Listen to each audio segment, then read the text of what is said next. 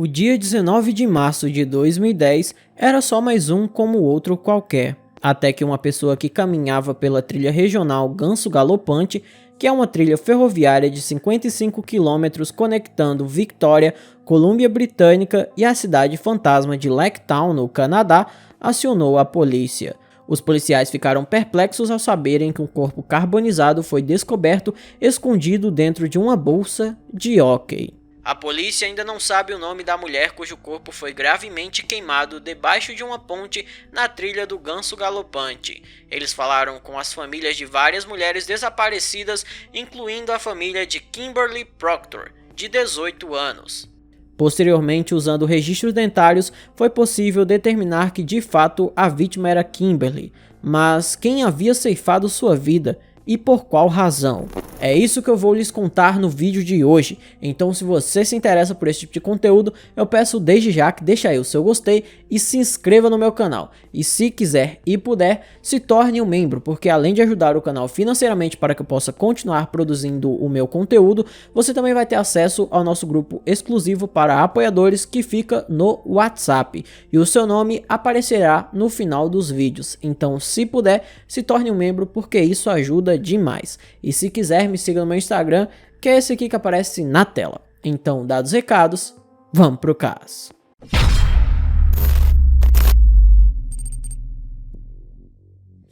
Antes de continuar narrando a história para vocês, eu vou primeiro lhes apresentar a vítima. Kimberly Proctor nasceu no dia 1º de janeiro de 1992 em Vancouver, no Canadá, filha de Fred e Lucia Proctor.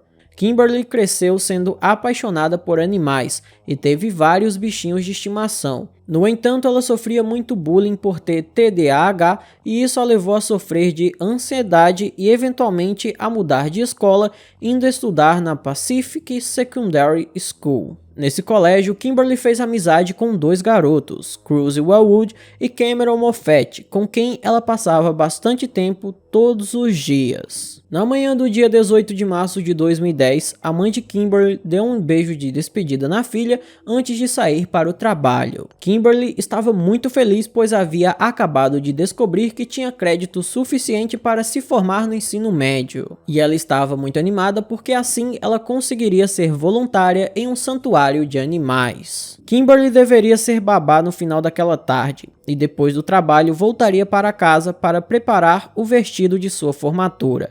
Porém, a jovem saiu de casa e quando a noite chegou, sua família começou a ficar preocupada porque ela não havia retornado ainda. Infelizmente, enquanto a família da jovem ainda procurava por ela, um caminhante informou a polícia sobre aquele corpo que foi encontrado queimado embaixo de uma ponte na trilha do Ganso Galopante. Demoraram 3 dias para confirmar que de fato aquele corpo era de Kimberly Proctor, e isso só foi possível graças aos registros dentários dela, pois o corpo estava muito queimado. Após essa triste confirmação, a família da jovem ficou arrasada.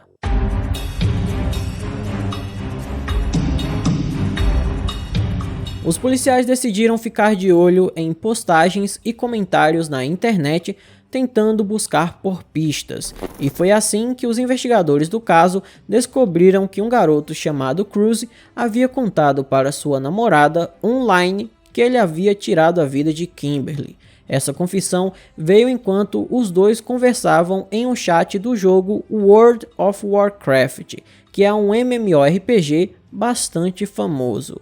Em seguida, outro garoto chamado Cameron também confessou ter tirado a vida de Kimberly. Igual a Cruz, a confissão de Cameron foi feita pelo mesmo jogo, quando ele também falava com sua namorada. Cruz e Cameron constantemente se gabavam em salas de bate-papo online, dizendo que estavam se safando de um crime. E o Cameron chegou a dizer o seguinte: "Desde que matamos aquela cadela, e não foi muito difícil, devemos fazer isso de novo." Com essas informações, os policiais levaram os dois jovens para um interrogatório e, obviamente, eles negaram todas as acusações. Sendo assim, os policiais decidiram grampear as casas dos jovens, seus telefones e o local em um parque que os dois costumavam visitar. Os investigadores também rastrearam suas pesquisas online e recuperaram textos antigos e mensagens enviadas. Os investigadores conseguiram acumular impressionantes 1,4 bilhão de páginas de dados e transcrições entre os dois jovens como evidências. Com tudo isso, Cruise e Cameron foram presos em junho de 2010. Mas para entendermos toda a história e tudo que de fato aconteceu, temos que voltar um pouco no passado, quando a Kimberly chegou à Pacific Secondary School.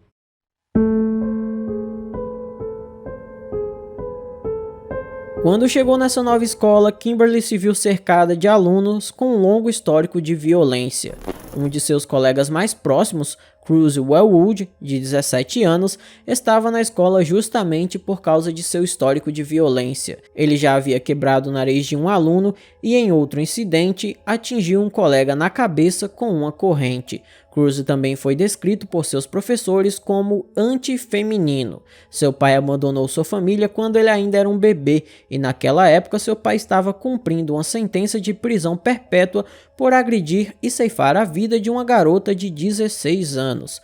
O Cruise supostamente menosprezava sua mãe e havia batido nela em 2 ocasiões. Ele também era muito próximo de outro garoto da escola, o Cameron Moffett, de 16 anos. Os dois eram amigos desde a 5ª série e Cameron começou a ser violento já no jardim de infância. Lá, ele batia e empurrava outras crianças. Ele foi suspenso 2 vezes no ensino médio antes de finalmente ser expulso por levar um estilete para a escola.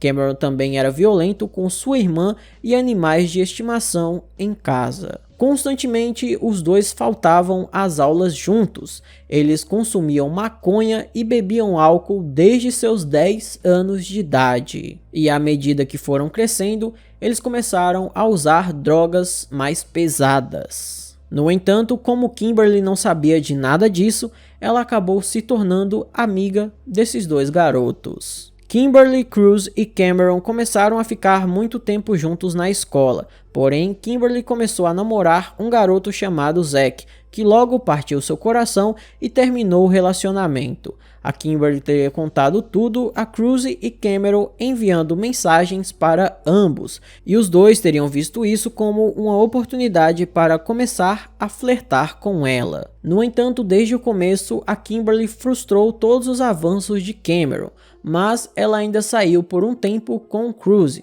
porém ela logo encerrou essa relação por meio de uma mensagem de texto, e depois disso o Cruise começou a atormentá-la online. E enquanto ele fazia isso, sua amizade com o Cameron ficou cada vez mais sombria.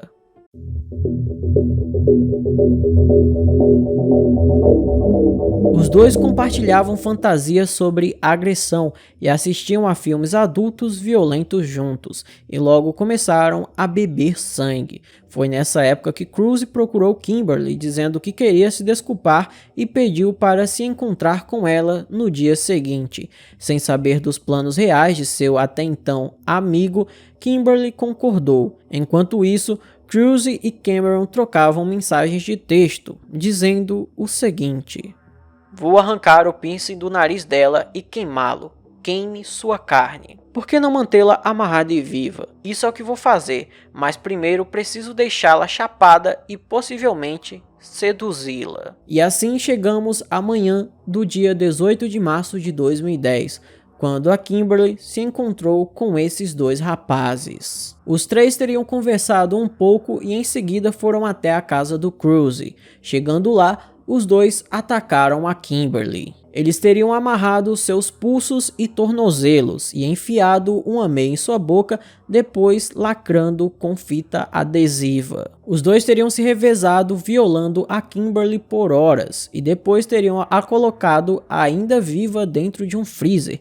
Isso foi mostrado pela necrópsia posteriormente, que conseguiu confirmar que ela perdeu a vida por asfixia. No dia seguinte, eles colocaram o corpo sem vida da jovem em uma bolsa de hóquei. Cameron carregou a sacola até o ponto de ônibus, onde os dois embarcaram em um ônibus.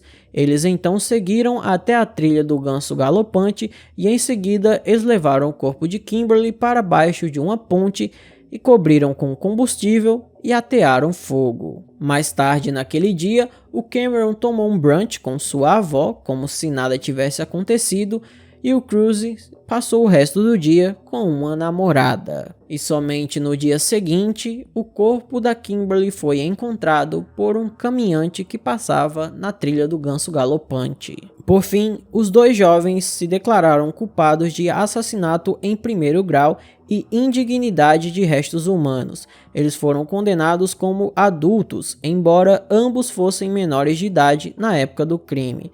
Eles receberam a sentença de prisão perpétua com o direito a pedir liberdade condicional após 10 anos e foram transferidos para uma prisão de adultos com um programa de tratamento de infratores mais abrangente. Os pais de Kimberly queriam que os dois jovens tivessem pego a pena de morte, porque para eles os dois são piores que animais.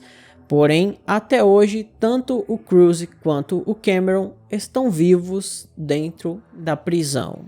Então esse foi o vídeo de hoje, espero imensamente que vocês tenham gostado da forma como eu narro os casos e nunca do que essas pessoas fazem. Se você gostou, eu peço que deixe um like, se inscreva no canal, mande para todos os seus amigos, me siga nas minhas redes sociais. Agora vamos ver os nomes dos membros do canal. Até a próxima e tchau!